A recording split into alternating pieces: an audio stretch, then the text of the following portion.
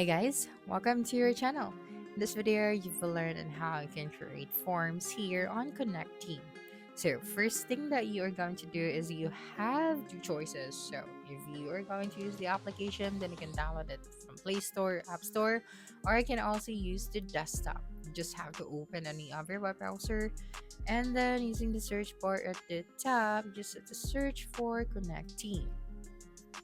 That's right. And then you have this first result right here. And then if you don't have an account yet, then you just have to sign up for one. Okay, so since we already have our account, then we're just going to skip the sign up phase. Okay, so once you're here, you'll be able to see your overview. Okay, so for the quick actions, we have add users, admins, add a task, or send an update.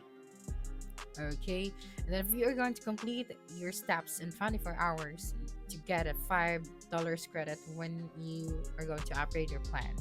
Okay, so right here at the left sidebar, you have here the forms option under the operations. So you just have to simply tap on this one. Okay, and then right here to create a new form, all you have to do is to simply tap on the add new option.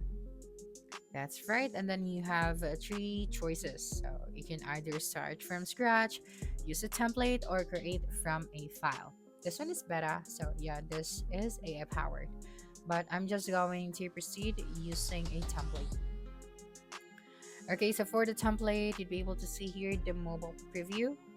Okay, so for example, you'd like to create a form for personal info update, for equipment sign up forms, coronavirus daily checklist, home care task list, incident reports, employee referral form, and etc. So for example, I am just going to use this inventory checked. Okay, so you have here the overview.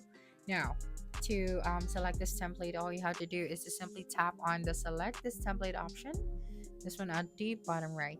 And then after that, right here, you have the different fields. Okay, so we have 29 fields for this form template. And if you would like to add a new field, then you just have to go here and then you have the elements, then the elements. So yeah, if you would like to add another field, then I just have to check them or simply tap on them. Okay, and then once you are done, you just have to tap on the save option. Okay, and then just wait for a couple of seconds, and then here you just have to select assignees for this one, so you can select groups, specific users, or both. So for example, for the smart group, so yeah, I'm just going to select all groups, and for specific users, I'm just going to select myself. Okay, and then after that, you just have to tap on next.